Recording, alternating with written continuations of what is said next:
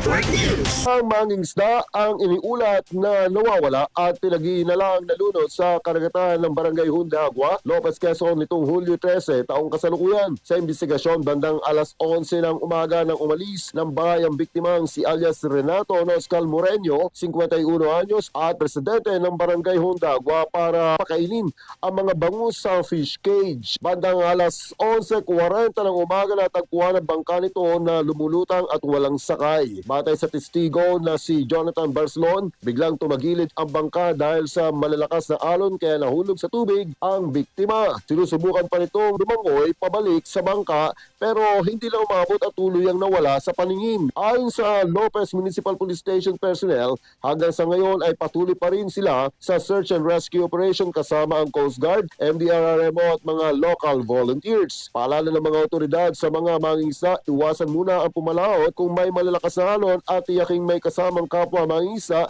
at life vest sa tuwing nasa dagat.